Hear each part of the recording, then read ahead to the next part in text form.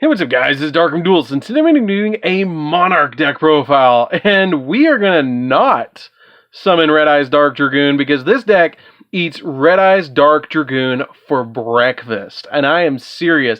Or it either eats him for breakfast, or invites him over to tea in our brick house that we're making. But either way, Dragoons is maybe not having a good time with this deck, but it's still a really fun deck to play around with, and it's insanely good in this deck to be able to play around with all sorts of different Monarch cards, again, with Pantheism being at 3. So, without further ado, guys, don't forget to like, comment, subscribe, hit the bell so you can become part of the notification squad, and definitely check out the Patreon down in the description below, because we have some awesome rewards for you guys, like getting your name in the description for every single video, getting signed cards in the mail, or even getting requested deck profile every single month that you are a patron. So, without further ado, let's get straight on into this. I'm building a brick house. So first off, we're going to be playing 3 copies of Erebus, the Underworld Monarch. So, Erebus has a really good effect that you can tribute summon this card by tributing a tribute summoned monster. And man, that's a tongue twister. But basically, you just tribute a monster that you have already tribute summoned on your side of the field to summon this card for 1 tribute, which is pretty cool. And if this card is tribute summoned, then you can send 2 Monarch spell or traps with different names from your hand and or deck to the graveyard, and if you do, you shuffle 1 card from your opponent's hand at random, graveyard, or their side of the field into the deck. And then once per turn during either player's main phase, if this card is in your graveyard, you can discard a Monarch spell or trap, and then target 1 card in your graveyard with 2,400 or more attack and 1,000 or less defense, or 1,000 defense, and add it to your hand, which is pretty good to be able to just grab something from the graveyard. We then play 3 copies of Ether. Ether is really good in the deck too, because she lets you tribute summon herself by tribute summoning, or tributing a tribute summoned monster as well. And if this card is tribute summoned, then you can send 2 Monarch spell or traps from your deck to the graveyard, hand or deck to the graveyard. And if you do, you can special summon 1 Monarch monster, basically 2,400 or more attack, 1,000 or less defense from your deck, but return it to your hand during the end phase, which is really good because usually you're just going to bounce your copy of your Erebus onto your side of the field, attack your opponent with both of these, and then your Erebus is going to return to hand to get you more plays, which is super, super helpful. But you return to the hand during the end phase, and then during your opponent's main phase, if this card is in your hand, you can banish a Monarch spell or trap from your graveyard, and immediately after this card resolves, you tribute summon this card, and it's a quick effect to get it on your side of the field, which is pretty good. We play 2 copies of Kuraz, the Light Monarch. Kuraz is pretty good because when this card is normal or special summon, you get to target up to 2 cards on the field and destroy those targets. And if you do, each player gets to draw a card for every card that they got destroyed. But this card cannot attack during the turn you resolve this effect. It's still a good card to help you draw cards in the deck, and it is a good tribute summon monster. We play a single copy of Majesty's Fiend. Majesty's Fiend makes it so monster effects cannot be activated, which is really good. We play a single copy of Vanity's Fiend, which makes it so neither player can special summon monsters, which is also really good. We then play for the Squires, or the Baby Monarchs, we play a single copy of Mithra, the Thunder Vassal. Mithra is pretty good because it's really good to be able to special summon from your hand. It gives your opponent a token, which is alright, and if this card is tributed for a tribute summon, then you can activate the effect to tribute summon 1 monster during your main phase in addition to your normal summoner set. So it can get you an additional tribute summon on your side of the field, which is really nice. We play 3 copies of Adolis, the Underworld Squire. Adolis is pretty good because it lets you get an additional normal summon as well, and you can banish it from your graveyard and then target 1 monster with 800 attack and 1,000 defense, which is all the little monarchs or the squires. And then you special summon it in defense position, but you cannot special summon monsters in the extra deck for the rest of the turn. But we don't play an extra deck, so it doesn't matter. We then play 3 copies of Ida, the Heavenly Squire. Ida is really good in the card that you always want to see in your opening hand, because if this card is normal or special summon, you can special summon a copy of your Underworld Squire or your Mithra, a monster with 800 attack and 1,000 defense. And it also has the ability that you get to, for the rest of the turn, you cannot summon monsters for the extra deck. And if this card is sent to the graveyard, then you get to target 1 of your banished Monarch spells or traps and add it to your hand, which is really good to be able to add your copy of Pantheism back, or a card that you banish with the Pantheism, which is super nice. So that's it for the monsters. Let's get into the spells. So for the spells, we're playing a single copy of 1 for 1. You want to play the 1 for 1 because you can get out your Heavenly Squire, which is super nice to be able to get out the Heavenly Squire as quickly as possible.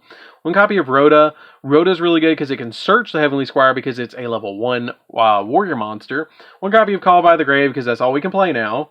One copy of the amount of sass right there and resentment, like goodness. One copy of March of the Monarchs. March of the Monarchs is really good because it lets you tribute summon.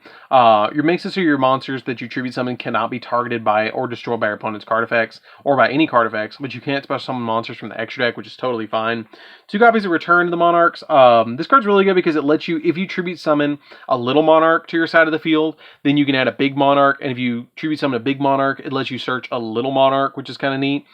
Keep in mind about Vanity's Fiend, though, that Vanity's Fiend has 1200 defense for some reason, and so it kind of makes it an awkward card that doesn't work with the deck, because you want to tribute summon it out, but at the same time, you can't search it, and it doesn't work with a lot of the cards, so it sucks, and it's great all at once. We then play 3 copies of Tenacity of the Monarchs. Tenacity is good because it lets you reveal a monster with 2400 attack and 1000 defense, or 2800 attack and 1000 defense, and add a Monarch spell or trap from your deck to your hand, except another copy of Tenacity, which is always going to be Pantheism or Stormforth or Domain, which are the best cards in the entire deck. We play 3 copies of Pantheism. I'm so glad I can say that again. This card is insanely good. It lets you send a Monarch spell or trap card from your hand to the grave, draw 2, and then you can banish this card from your graveyard to reveal 3 Monarch spells and traps from your deck, and your opponent chooses one and adds it to your hand, and you can shuffle the rest back into the deck, and you can only use each effect of Pantheism once per turn. But guess what? You can use both effects of Pantheism in the same turn, which is insanely good. To be able to just send from your hand to the graveyard, and then draw 2, it's really, really good. And you can only use this effect of Pantheism once per turn, so you can use the first effect as many times as you want, which is really good. We then play 3 copies of Stormforth. Stormforth is good because it lets you tribute an opponent's monster for a tribute summon, which is nice. I love this card. It's super good in the deck to be able to just tribute your opponent's monsters to get out your Monarchs as quickly as possible. It's super nice, especially with your copies of Domain, which is the last 3 spells of the deck. Domain is insanely good in this deck because what it does is when you have no cards in your extra deck and you are the only player that controls a tribute summon monster, your opponent cannot special summon monsters from the extra deck. And if a tribute summoned monster you control attacks an opponent's monster, it gains 800 attack. So it makes your big Monarchs go up to 36, and it makes your little Monarchs go up to 32, which is pretty good. And they also have the ability that once per turn, you can reduce the level of one monster with 2800 attack and 1000 defense in your hand by 2 until the end phase of the turn to make it a level 6, which then you contribute it for 1 tribute instead of 2 tributes, which Monarch Stormforth comes in play, where you contribute your opponent's monster because it's a level 6 and you don't have to tribute anything on your side of the field, so you can combo these 2 cards together and instantly get yourself out a copy of a Monarch monster, which is insanely consistent now because of your Pantheism and your Tenacity. And Pantheism being back at 3 makes the deck infinitely better from where it was before, because before it was literally like sitting in a brick house because you're just drawing nothing good. But with Pantheism back, it makes it so much better. Especially playing 2 ways along with the Ida or whatever it is, and then the 3 Pantheisms, it just makes it so much better. So that's it for the spells, guys. Let's get into the traps. So for the traps, we're playing a single copy of Escalation of the Monarchs, which lets you tribute during your opponent's main phase or battle phase, which is really good to interrupt your opponent. We play 2 copies of the Monarchs Erupt. This card is really good. This card lets you activate it if you control no cards in your extra deck, and you control a tribute summon monster.